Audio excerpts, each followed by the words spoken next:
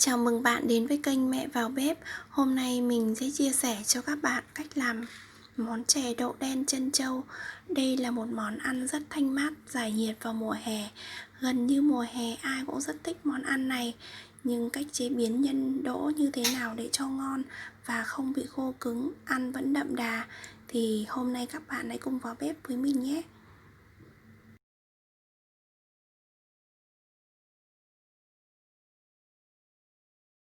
Nguyên liệu gồm 200g đậu đen, 100g bột năng và 100g đường. Chúng ta bắt đầu làm nhé. Trước tiên chúng ta sẽ nấu đậu đen trước. Ở đây mình sử dụng nồi áp suất để nấu sẽ nhanh hơn.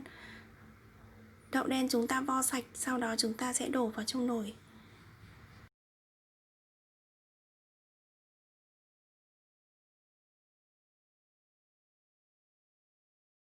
Sau đó chúng ta đổ vào đây khoảng 1,5 lít nước.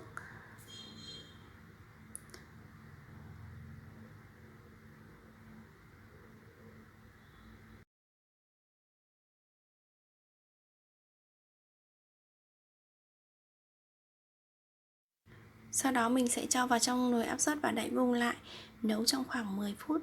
Bạn nào không có nồi áp suất thì chúng ta có thể nấu bằng trên bếp ga cũng được nhé. Trong thời gian chờ đỗ chín thì chúng mình sẽ nhào bột để chúng ta làm trân châu nhé. Video lần trước mình đã hướng dẫn các bạn làm trân châu rồi, nên video lần này mình sẽ làm nhanh bước này nhé. Mình sẽ cho nước sôi vào mình nhào. Sau đó mình sẽ lăn bột và chia bột. Và cuối cùng là chúng ta sẽ lăn bột thành những thỏi dài và chúng ta sẽ cắt thành miếng vừa ăn. Bột đã sẵn sàng, bây giờ chúng ta sẽ đem đi luộc nhé. Trước tiên chúng ta cho nồi lên trước để chúng ta đun sôi nước. Khi nước sôi thì chúng mình sẽ thả bánh vào trong nồi này.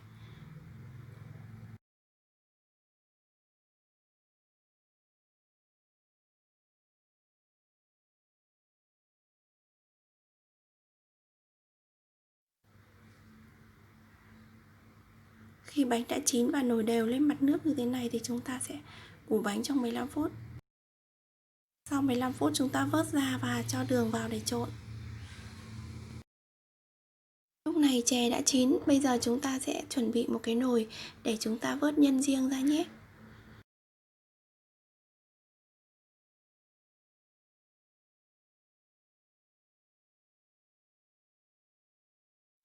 Phần nhân đã vớt ra hết, bây giờ còn phần nước này chúng mình sẽ cho đường vào. Đường này các bạn sẽ điều chỉnh theo sở thích của mình, ăn ngọt hay không nhé.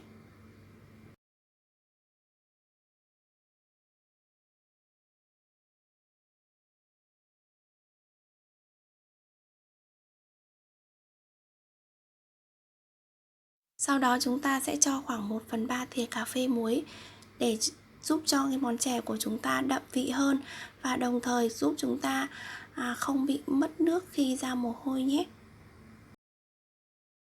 Tiếp theo phần nhân chúng ta sẽ cho lượng đường còn lại. Phần nhân này các bạn cũng điều chỉnh theo sở thích của mình, thích ăn ngọt hay ăn nhạt nhé.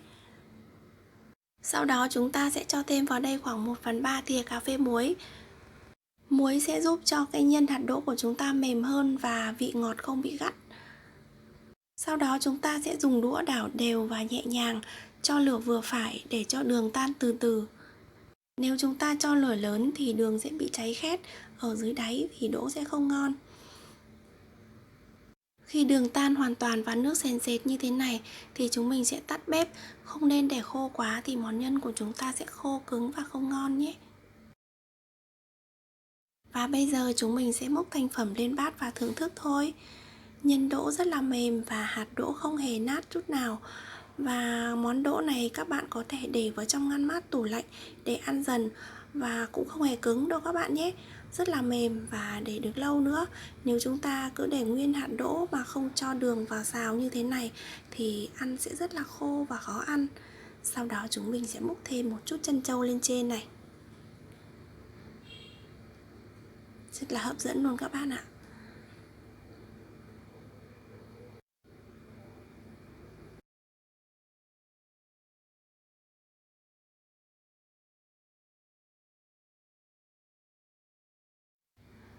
Tiếp theo là chúng mình sẽ múc nước vào.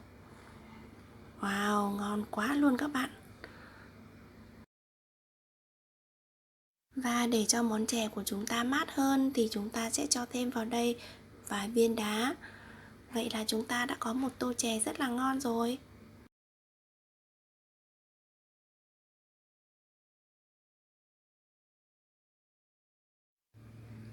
Và bây giờ mình sẽ thưởng thức xem món chè đậu đen trân châu ăn sẽ như thế nào nhé.